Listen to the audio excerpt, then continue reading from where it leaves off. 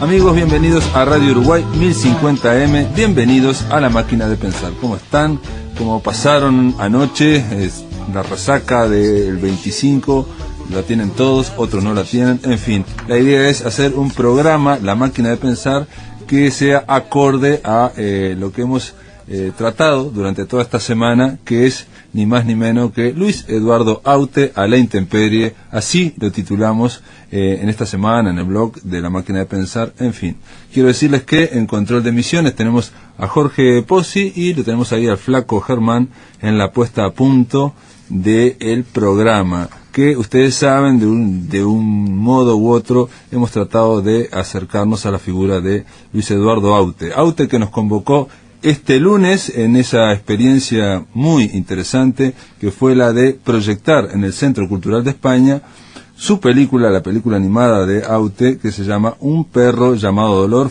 La verdad que fue un éxito, más allá de los nervios que pasamos algunos al principio, fue un lleno total. Hubo mucha gente que quedó afuera, pedimos disculpas y de alguna forma les decimos que en la mediateca del Centro Cultural de España quedó una copia de Un perro llamado Dolor para aquellos que quieran ir a verlos.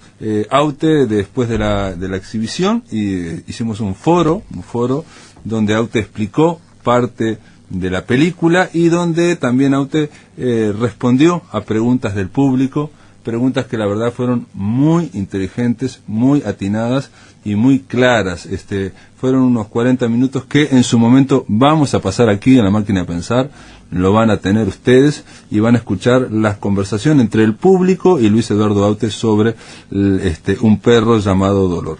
Pero hoy lo que vamos a escuchar es la entrevista que le hiciéramos el día del recital. Ustedes saben que el martes pasado Luis Eduardo Aute realizó su recital ahí en el auditorio Adela Reta.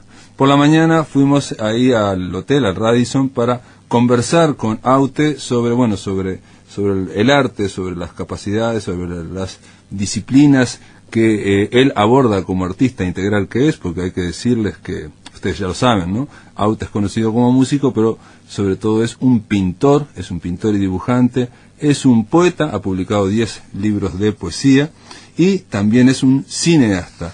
Esta es parte de la conversación que mantuviéramos con Luis Eduardo Aute esta semana.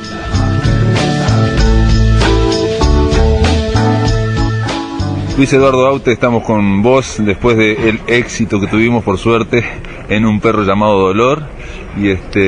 Y una pregunta que no tiene que ver con la actualidad, sino con tu trayectoria. Estamos en general en la sociedad trata de encasillar a los artistas. ¿Cómo fue tu búsqueda o tu trabajo para hacer varias disciplinas artísticas o ser reconocido en varios lados? ¿Tuviste problemas, complicaciones para poder hacer música? Pintura obviamente era lo tuyo de toda la vida, cine, pero el reconocimiento en general, no sé, me parece a mí que para los artistas hasta en eso somos encasillados. Pues sí tuve dificultades, tuve problemas cuando empecé a grabar canciones, a escribir canciones y sobre todo a grabar discos, ¿no? Yo empecé a pintar muy joven, la primera exposición la hice a los 16 años, el primer disco lo hice a los 23 o por ahí, ¿no? Y yo ya había empezado a hacer exposiciones con regularidad y empezaban a pedirme cuadros para ferias internacionales, ¿no? La Bienal de Sao Paulo, la Bienal de París. Y fue grabar el primer disco y se interrumpió todo eso, ¿no? Iba a exponer en una galería importante de Madrid y no pude hacer la exposición porque no veían para nada que un pintor escribiera canciones y que las cantara, ¿no? Y se me cerraron ahí todas las puertas, ¿no? Estuve muchos años sin exponer, con dificultades de exponer en galerías buenas, en galerías de prestigio, ¿no? Porque no acababan de asimilar el hecho de que pintara en serio, de que estuviera absolutamente dedicado a la pintura y que al mismo tiempo también fuera un cantante, ¿no? Que fueran canciones mías, ¿no? Y aún hoy todavía hay cierta reticencia, ¿no? Cada vez menos porque la gente joven que los artistas jóvenes ahora son multidisciplinares. Hacen cómics, aparte de la pintura, tocan en grupos de rock, hacen videoarte, en fin, no hay ningún prejuicio en la gente joven hoy, ¿no?, de utilizar cualquier tipo de medio de expresión, ¿no? Felizmente, ya es así. Pero a mí me costó muchísimo, y ya te digo, se me cerraron todas las puertas, no les parecía. Me acuerdo un crítico, José María Moreno Galván, un gran crítico en España, que me hizo una excelente crítica de una exposición. Después, cuando me lo encontré, prácticamente no me dirigía la palabra, era como un apestado, ¿no? Hasta que pude hablar con él y me dijo: mira, es que eso de hacer canciones no es serio. No es serio. ¿Cómo te metes a hacer canciones? Ya has destruido tu carrera como pintor. Y bueno, eso me deprimió mucho, ¿no? Pero bueno, pues, ¿qué le voy a hacer? Voy a seguir adelante, no voy a reparar en estas objeciones, ¿no? Pues me gusta pintar, me gusta escribir poemas, me gusta el cine. ¿Por qué me voy a tener que reprimir? Y bueno, pues ya, si tiene algún valor lo que hago, pues ya lo tendrá, vivo o muerto, me da igual. Pero lo que no quiero es automutilarme en la experiencia de probar medios distintos para expresar cosas, ¿no? Pero sí estuve muchos años con ese impedimento, ¿no? De que ya no era serio. Un pintor era como entonces era como un sacerdote, ¿no?, de la pintura. No podía ni siquiera meterse en un terreno, aunque fuera plástico, en un terreno que no fuera simplemente la pintura, ¿no?, o el grabado, el dibujo, ¿no? Fuera de eso, ya era una intromisión, era una adulteración de esa misión sacerdotal del artista, ¿no? Felizmente los tiempos han cambiado y ya, o sea, el campo de la experimentación y de la comunicación a través de una disciplina artística ya no está reprimida, es abierta y cada uno hace lo que quiere, como puede, y ya no hay pautas en ese sentido, ¿no?, felizmente. Pero y en el caso, por ejemplo, de la poesía, porque también a veces los escritores son más, no sé, digo, el tema de plantear las cosas como excluyentes, o uno o lo otro. Sí, así es. No, incluso escribir poemas, un pintor tiene que pintar, ¿no? Poemas no se entiende bien, ¿no?, que también sea poeta, ¿no?, o intente ser poeta, ¿no? Por lo menos en España el ámbito de la pintura era tremendamente monacal, ¿no? Eran todos como todos los pintores eran sacerdotes de su oficio, ¿no? Y yo no entiendo de esa manera. Yo creo que el artista debe sentir curiosidad por cualquier tipo de medio que le procure que le pueda servir para expresarse, ¿no? Dijiste en un momento en el Centro Cultural, y yo te lo he escuchado en otros momentos también, que por ejemplo Picasso era un gran pintor pero no era un artista. ¿Qué sería ser un artista? Para mí el concepto de artista, que es una palabra que temo mucho porque es muy grandilocuente, ¿no? Artista, ¿no? ¿Quién es artista y quién no? Pero asumiendo el concepto, yo creo que artista es el poeta, debe ser un poco poeta, debe ser un transgresor de lo obvio, debe procurar una mirada distinta, debe sugerirte una perspectiva nueva sobre cualquier tipo de reflexión. El artista es más mago, es alguien que te propone cruzar el otro lado del espejo, que sugiere, ¿no? Y Picasso es un gran pintor, uno de los más grandes pintores de la historia de la pintura, pero sin embargo no detecto claves poéticas en su pintura, ¿no? Es muy obvio, es un conocedor al máximo de la transgresión con materiales plásticos, ¿no? Pero es todo muy obvio, no hay misterio desde mi punto de vista, no hay misterio en la pintura de Picasso. Incluso sus pinturas eróticas, los grabados eróticos, no son nada eróticos, son más pornográficos que eróticos, no hay misterio, no hay sugerencia, es todo muy obvio, ¿no? Entonces, en ese sentido, creo que es un gran pintor gran pintor, pero yo no encuentro magia en la pintura de Picasso, ¿no? Salvo en algún cuadro que otro, ¿no? En el Guernica, por ejemplo, creo que sí, el Guernica es una pintura misteriosa, siempre se descubre algo cuando la observas, es una pintura enigmática, llena de tensión poética, ¿no? Yo tengo un pequeño texto, un poemillo que digo que siempre fue rehén de la paleta de Picasso la poesía. Solo en el Guernica pudo el poema más que el pintor. Ahí le pudo la poesía, ¿no? Le ganó. Bueno, esa es mi visión, ¿no? sobre Picasso. Me acuerdo que una vez Steven Spielberg, hablando de Stanley Kubrick, decía que era muy obvio Stanley Kubrick, que era muy fuerte, pinceladas muy gruesas, que era muy intenso. Sí, eso dijo Spielberg. Sí, que si fuera un pintor sería todo rojo, todo cosas muy gruesas. ¿Sí? No sé, discrepo, ¿eh? A mí me parece que Kubrick es un enigmático del cine, ¿no? Ahí está 2001, que es un poema absolutamente subjetivo, un poema abierto, que cada uno interpreta como quiera. Hasta incluso su última película, que no me gusta demasiado, es una película extraña, extraña. Uno no sabe bien si es una buena película o si es una mala película, pero pero sí despierta curiosidad, ¿no? No, a mí el cine de Kubrick me gusta mucho. Lolita es una película muy intensamente poética, ¿no? Es mucho más poema que narración. Viene de Nabokov, de una narración. No, discrepo. Yo creo que al contrario, que ¿quién dijo eso? Spielberg. Que Spielberg sí que es mucho más obvio, ¿no? A mí Spielberg no me gusta. Me parece que es un hombre de cine, sabe mucho cine, sin duda. Es un gran narrador, ¿no? Pero es un gran narrador. Pero yo no sé qué me quiere contar Spielberg. Es decir, no, el mundo personal de Spielberg no lo detecto, ¿no? El de Kubrick sí. Kubrick crea un mundo, aún habiendo hecho películas de géneros distintos. Él intentó hacer cada película que fuera como la mejor película de ese género. Aún así, es obvio que son todas del mismo autor y que hay una visión del mundo que él crea, ¿no? que él inventa, ¿no? Su propia visión. Y yo esa visión no la veo en Spielberg, ¿no? Yo creo que cuenta muy bien, pero yo no sé quién es Spielberg, qué es lo que él piensa, qué es lo que él cree, que es sobre el mundo del demonio y la carne, ¿no? Sí, sobre todo no se ven sus demonios, quizás. No se ven sus demonios, yo por lo menos no los detecto, ¿no? Y Kubrick sí. Discrepo con esa opinión de...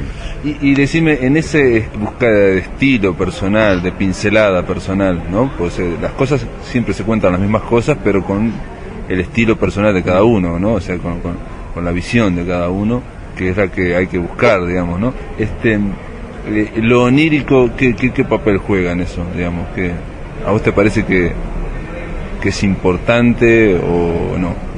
Bueno, un artista, yo creo que el artista que realmente habría que tener en cuenta es aquel que te ofrece una mirada distinta sobre las cosas, ¿no? Ver este vaso siempre se ha visto de esta manera, un vaso de agua de esta manera. Entonces, el genio, digamos, el que aporta una mirada original es aquel que te propone ver este vaso de otra manera, ¿no? Te descubre que hay otra manera de ver el vaso, ¿no? Ese es el genio del artista. Y yo creo que toda visión de la realidad, el cine de Buñuel me gusta muchísimo. Buñuel era un surrealista a pesar suyo, así que él no quería hacer surrealismo. Él ya era un surrealista inconsciente de eso, ¿no?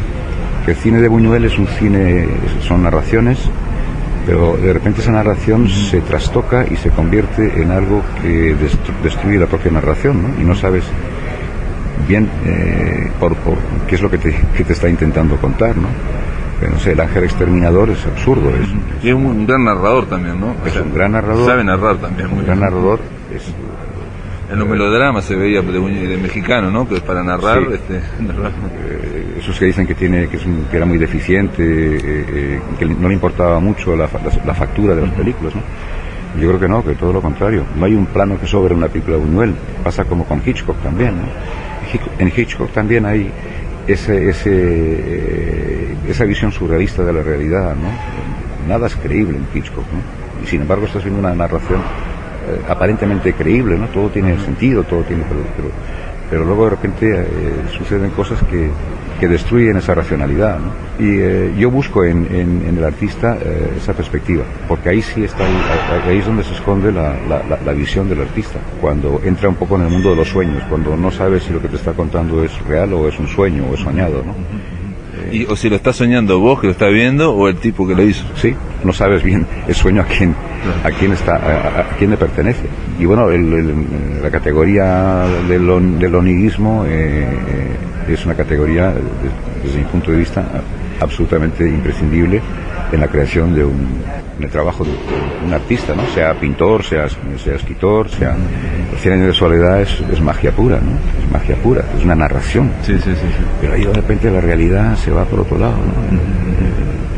Se escapa, ¿no? Y se convierte en otra cosa, se convierte en mito, el llamado realismo fantástico, ¿no? En el aire de Radio Uruguay, La Máquina de Pensar. Muy bien, continuamos escuchando la conversación que mantuviéramos con Luis Eduardo Aute ahí en el Hotel Radisson sobre el arte y sobre la poesía. Borges decía también en algún momento que una cosa era la realidad, otra cosa era los entresijos, donde uno se ve que no es tan real o es otra cosa la realidad. No, suscribo absolutamente esa reflexión de Borges. Las narraciones de Borges son así, son magia, ¿no? Es una realidad trastocada.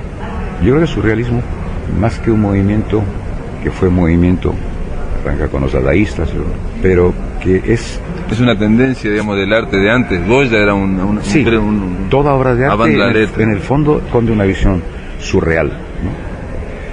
Toda gran obra de arte, las grandes obras de arte son oníricas, ¿no?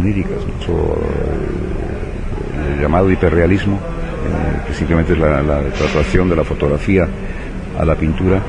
Hay gente que aporta esa visión irracional, onírica, a esa imagen reproducida exactamente, y hay otros que no lo hacen, ¿no?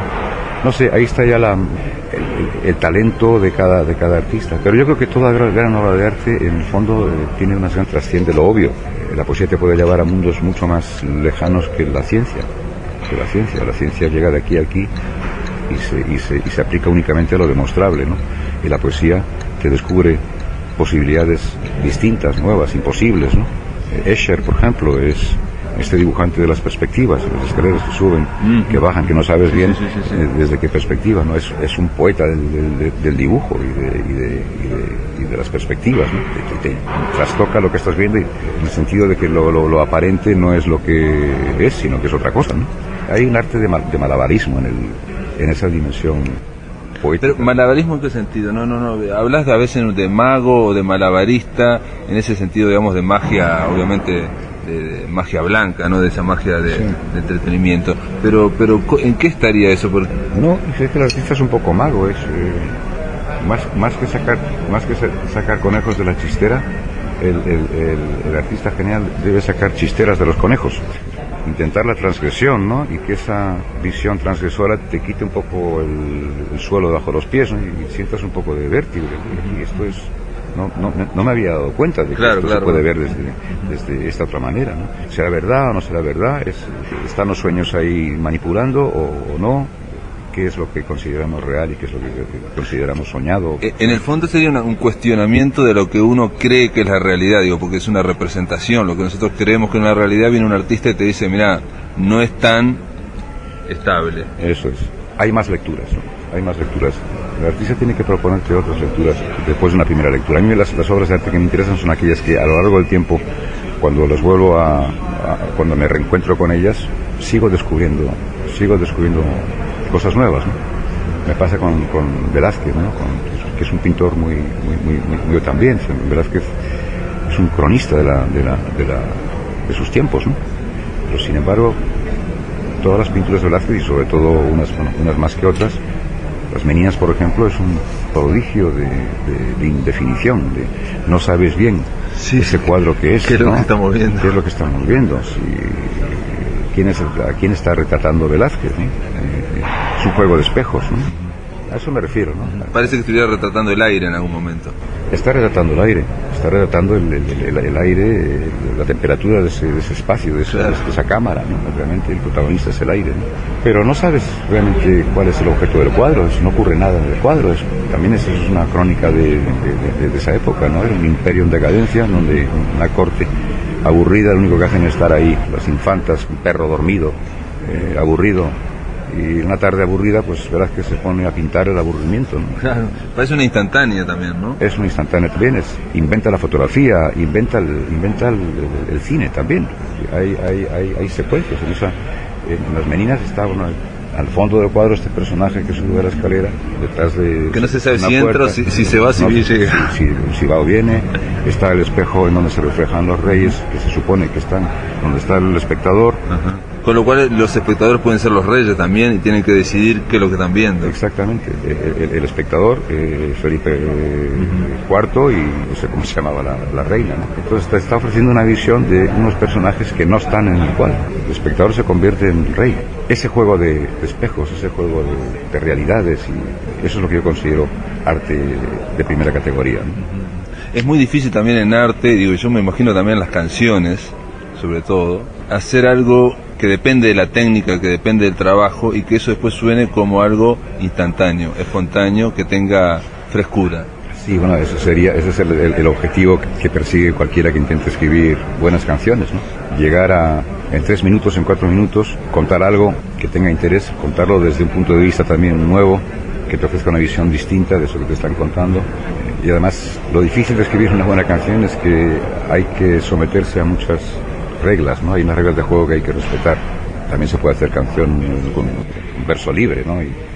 ¿Te referís a la rima y al estribillo? La rima, la métrica, al estribillo, las estrofas, y todo eso tiene que ir conjuntamente, orgánicamente unido a una música que lo haga una sola cosa, ¿no? Y que te llegue a emocionar eso que estás escuchando, o que te llegue a hacer, o que te haga reflexionar, ¿no? O que te abra una mirada distinta sobre algo algo convencional, ¿no? Pero ahí se juega también mucho más que en la pintura con la materia de los sentimientos, ¿no? Una canción, yo creo que va directo a los sentimientos y después a la reflexión, ¿no? Pero si una canción no te agarra emocionalmente, difícilmente te puede interesar lo que se está diciendo. Pero no sería, digamos, para todo el arte, el comunicar una emoción como la meta final de todo arte, comunicar una emoción, ¿o no? Comunicar una emoción, provocar una reflexión, provocar la imaginación. No está mal, ¿eh? No, es difícil hacer todo eso. No. Y eso en 3 minutos o 4 minutos. Sí. Instalarlo es difícil.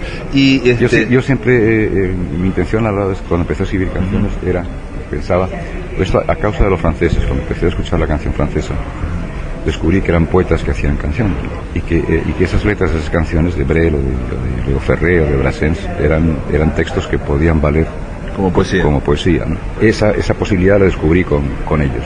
Tanto que Brassens lo nombraron académico de la lengua francesa, a Brassens, ¿no? Y mi inquietud a la hora de escribir canciones era intentar rescatar a la canción de su categoría de subgénero, ¿no? De todas las artes, la canción es como la miserable, ¿no? Sí. No es la música, ni la pintura, ni la literatura, ni el teatro, ¿no? La canción, bueno, uno que escribe canciones es... algo bastardo. Sí, algo bastardo, ¿no? Y no estoy de acuerdo con eso.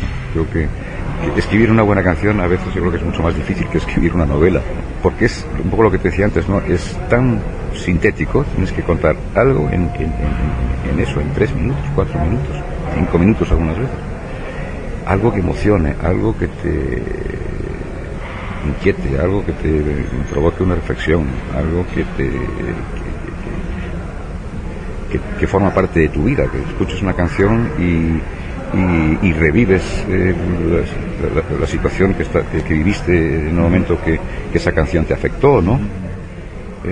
O como me pasa a mí con Somnis de Plaza Rovira, que yo la escucho y es un detonante de nostalgia para mí, que no tiene nada que ver con lo que está diciendo la canción, ¿no? Sí, bueno, eso es otro resultado de una canción que yo agradezco que me digas eso, ¿no? Porque tú no has estado en la Plaza Rovira, No. ni la conoces. Sin embargo, esa canción, debes tener la sensación de que has estado allí, de que eso lo has vivido, ¿no? Eso, si he conseguido eso, Pablo, entonces he acertado. No, pero aparte lo que haces en Somnis de Plaza Rovira es recordar tu infancia y de alguna forma eso a través del catalán incluso se nota que hay y eso pega, uno recuerda hacia atrás. Pero eso, bueno, pues tú estás muy muy lejano de ese mundo que describo en esa canción, y que me digas que esa canción te afecta emocionalmente es un logro que yo te agradezco que me lo digas, ¿no? Y además escrita en catalán. Yo hablo catalán, no muy bien, hablo catalán, he vivido algún tiempo allí, mi padre era catalán, y esa canción surge de una invitación que me hicieron los vecinos del barrio de Gracia, al cual pertenece la Plaza Rovira, donde vivió la familia de mi padre, donde nació mi padre. Me invitaron a cerrar la fiesta mayor de allí, después de muchos años sin que pasara por allí. Y al ir allí me encontré con amigos de cuando era pequeño, con una prima que creí que ya no existía, con el dueño del bar a donde iba con mi padre. Estuve 1 año y pico viviendo ahí de pequeño.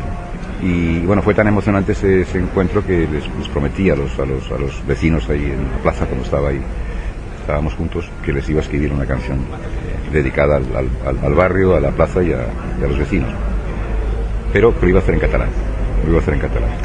Y bueno, con mucho diccionario y con la ayuda de algún amigo que otro, logré escribir ese texto, ¿no? Pero creo que no sé, tal vez me equivoqué, pero creo que es la primera vez que un no catalano parlante escribe en catalán. Cantar en catalán, ha habido muchos que han cantado en catalán, claro. Pero escribir en catalán es un reto que me propuse y que creo que no salió del todo mal. Bueno, Luis Eduardo, me están diciendo que se terminó, pero simplemente para terminar, escribiste que vivíamos al albur de la intemperie, en el 2009, eso salió en el 2010. Esas fueron palabras proféticas. Lamentablemente no. Bueno, a la intemperie vivimos siempre, desde que el mundo es mundo. Es una falacia pensar que algo puede estar seguro, ¿no? Nada hay seguro, todo se puede desmoronar en cualquier momento. Pero sí que creo que estamos viviendo un momento histórico muy especial, en el sentido de que todo parece precario, de que en cualquier momento se puede resquebrajar toda la estructura esta económica, política, cultural, educativa que nos ha sostenido a lo largo de todos estos años, ¿no? Está todo como a punto de quiebra. Y sí, pues hay alguna canción que otra que es pura premonición, ¿no? Sobre todo hay una que se llama Atenas en llamas, que la escribí la empecé a escribir hace 3 años en Atenas, en casa de un amigo que vive en el barrio en donde se dieron las primeras revueltas de hace 3 años y pico. Todavía había grafitis en las calles de las revueltas, ¿no? Y cenando en casa de este amigo empezamos a hablar un poco de la gran paradoja de Grecia, ¿no? Que siendo Grecia la cuna de la cultura occidental, Europa no existiría sin Grecia. Que a lo largo del tiempo llegaron las cosas a tal situación que Europa desahucia a Grecia, la tiene como un país paria y dándole limosnas, ¿no? Para que no desaparezca, ¿no? Es decir, una contradicción tan salvaje y tan brutal que me provocó la canción. Y curiosamente, bueno, hace poco hemos visto esas revueltas que ha habido en Londres, bueno, y en Grecia antes, ¿no? En Grecia antes, cuando se proponía el rescate económico a Grecia, que salía del club de los países ricos, ¿no? La gente tomó las calles y todo eso, ¿no? Bueno, la canción en ese sentido sí fue algo premonitoria. En el aire de Radio Uruguay, La Máquina de Pensar. Por último, en este tercer bloque, La Máquina de Pensar, los invitamos a repasar una conversación que mantuviéramos con Aute, pero tiempo atrás, un par de meses, donde conversamos sobre el disco Intemperie que vino a presentar y sobre la actualidad política convulsionada de los países árabes, de Europa, en fin, escuchamos a Aute. ¿Cómo andás, Luis Eduardo? Hola, Pablo. Hola. Luis Eduardo Aute tiene tiene 32 álbumes en solitario y acaba de sacar o de editar uno que se llama Intemperie hace un par de meses. El año pasado cuando te entrevistamos, Luis Eduardo, estabas a punto de estrenar Intemperie. Bueno, ahora ya está estrenado, ya está, la gente lo ha escuchado. ¿Cómo te encuentras con este disco? Bueno, pues bastante satisfecho porque se parece bastante a lo que yo pretendía. Y luego por otro lado está teniendo un recibimiento muy bueno por parte de la gente. Me hace acordar a Woody Allen cuando a la gente le decía lo extraordinaria que era Manhattan. Él decía en un momento, sí, porque nadie conoce la que yo tenía en la cabeza. Ah, exactamente, sí. No tiene nada que ver. Bueno, el resultado no era lo mismo que lo que tenía en la cabeza, ¿no? Sí. Bueno, en este caso el resultado se aproxima bastante a lo que tenía en la cabeza. Intemperie, vos planteás en este disco que vivimos, que estamos al albur de la intemperie. ¿Tú qué crees? Yo creo que sí. Pensé... Aquí aparecemos sin saber por qué, sin haberlo pedido. Andamos por la vida intentando buscar el sentido de la vida, no lo encontramos y después tenemos que dejarlo y tampoco sabemos qué pasa después, ¿no? Y estamos totalmente en los brazos del caos y de la intemperie, ¿no? En términos generales, y en estos tiempos, concretamente en estos tiempos que estamos viviendo todavía más, ¿no? Porque son épocas muy raras, muy de cambios muy profundos y con poca perspectiva de futuro, ¿no? Todos tus discos siempre hay una beta, digamos, existencial, que es la que estás planteando ahora. Bueno, en realidad las preguntas para qué estábamos, de dónde venimos, pero en este disco en particular yo al menos vi o escuché por primera vez una crítica muy acerba a lo que estamos viviendo. O sea, concretamente este disco, en vez de Intemperie se podría haber llamado Crisis, pensé yo, porque está muy atado a la crisis global que vive Europa, bueno, a las crisis de Grecia, de Irlanda, de la propia España, los 5 millones de parados. Bueno, estoy de acuerdo contigo, es una situación global, con esa palabra tan de moda ahora, ¿no? En Occidente, ¿no? Occidente es un barco que está hundiéndose poco a poco y el único proyecto que tiene la tripulación del barco es ponerle parches al barco para que tarde en hundirse, ¿no?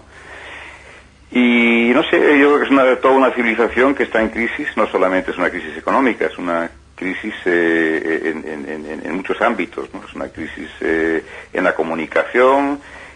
Internet, la aparición de Internet es un fenómeno histórico que está cambiándolo todo, una crisis de educación, una crisis de convivencia, una crisis creativa, crisis en las iglesias, tanta crisis. Yo creo que es síntoma de que estamos cambiando de era, ¿no? La llamada era contemporánea, que arrancó en la Revolución Francesa, yo creo que está muriendo aquí, y arrancamos otra era distinta que no sé si se llamará digital o digicual o lo que se quiera, ¿no? Pero claramente estamos pasando por una transición muy profunda de convivencia, de política, de economía, de historia. Parece esto mucho más claro y más terrible en Europa, que en principio parece como estar en el primer mundo, donde la gente está bastante bien o relativamente bien, y de repente aparecen estas crisis financieras, solo para hablar de la parte económica, que estallan y que donde todos los cientistas, todos los analistas dicen, hemos superado, en los próximos 6 meses vamos a más, va a estar mejor, y de repente estalla otra y siguen estallando. Sí. Y realmente alguien dijo en algún momento que los líderes de Europa, incluso de Estados Unidos, eran como ciegos guiando a otros ciegos y diciéndoles en 6 meses ya ve la luz. Sí, bueno, yo creo que es se desmorona todo un sistema, ¿no? Económicamente el sistema capitalista yo creo que está haciendo aguas directamente, ¿no? El siglo pasado, bueno, tengo ahí una cita en una de las canciones, si mal no recuerdo digo algo así como que al final del siglo pasado fuimos testigos de la rápida caída del socialismo real, y en este principio del siglo somos testigos de la lenta caída del capitalismo irreal, ¿no? Y bueno, yo creo que es una crisis entre otras muchas cosas, una crisis de sistema estructural, ¿no? Económico sobre todo, ideológico también, y que evidentemente afecta al llamado Occidente, ¿no? Occidente, primer mundo, yo creo que está haciendo unas opciones muy enérgicas para convertirse en cuarto mundo, y sin embargo mis esperanzas están en América Latina, ¿no? Supuesto tercer mundo, con una energía muy fuerte, con materias primas, primero es un continente enorme, sociedades multiétnicas, multiculturales, mestizas, con un idioma común y sobre todo con materias primas, ¿no? ¿Qué es lo que le falta a Occidente? Occidente es una civilización de servicios, ¿no? Sin embargo, América Latina y África yo creo el último reducto en donde hay creatividad cultural, en donde hay riqueza cultural, ideología y además y sobre todo materias primas. Un detalle para los que nos estén escuchando, si bien el disco está muy con muchas raíces en la actual momento de crisis o de transición, es un poco paradójico, pero tiene un tono alegre, casi todo el disco tiene un tono alegre, o sea, hay esta constatación, esto que estás diciendo vos, Luis Eduardo, pero también tiene un tono alegre. En un momento, en una canción hablas de que hay gente que todavía defiende el esqueleto, cuando dice que está todo mal, el esqueleto del sistema, digamos, como que eso todavía puede funcionar, y bueno, y planteas como que no, que bueno le ve salida. Sí, bueno, dejaron el esqueleto, ¿no? Porque vendieron hasta los sueños al padrino, dijo la canción, ¿no? Sí. Pero bueno, el esqueleto es nada, ¿no? Es nada, y no sé, yo no soy pesimista, soy escéptico, es decir, que el pesimista es el que saca la bandera blanca y dice aquí no hay nada que hacer. Nada tiene que ver eso con un sentido escéptico de la realidad, que es bueno tener dudas, pero estar activo, ¿no?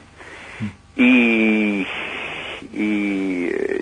yo creo que bueno que en Occidente, y en Occidente también ahí meto a China y meto a los llamados países emergentes, la India, etcétera, ¿no? Que están en el mismo sistema de mercados, ¿no?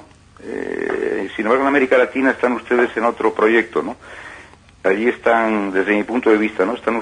Tienen un proyecto que es construir un barco que tiene que navegar, ¿no? En Occidente el barco se hunde y hay que ponerle parches. Y allí no, y ahí están ustedes de alguna manera, cada uno desde su perspectiva, pero construyendo ese barco.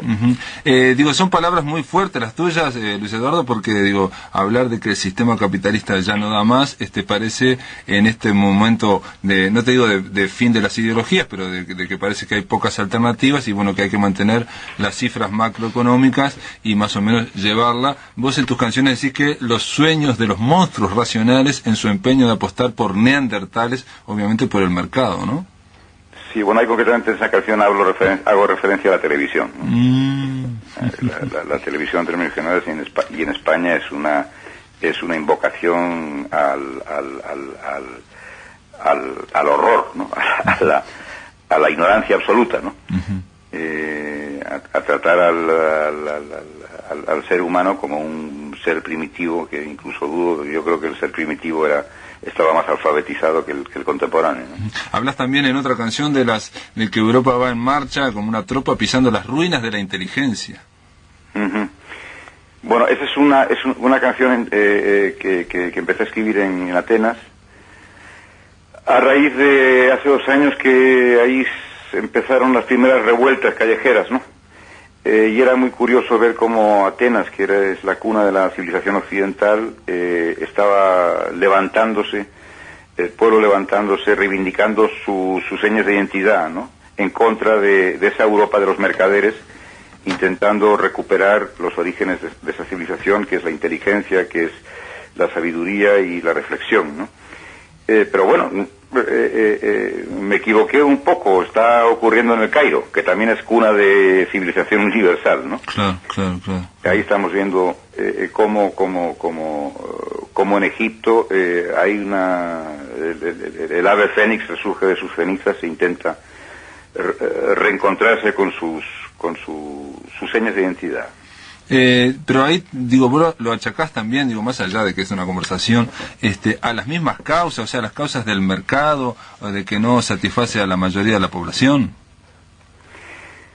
El mercado es primitivo, es decir, toda sociedad primitiva empezó a hacer negocio en los mercados, ¿no? A intercambiar sus productos, es decir, el concepto de lonja, de zoco, es muy antiguo, ¿no? Uh-huh. Pero una cosa es eso y otra cosa es esta ciencia del mercado, ¿no? Esta teoría científica del mercado, que nada tiene que ver con los orígenes de ese intercambio de bienes, ¿no?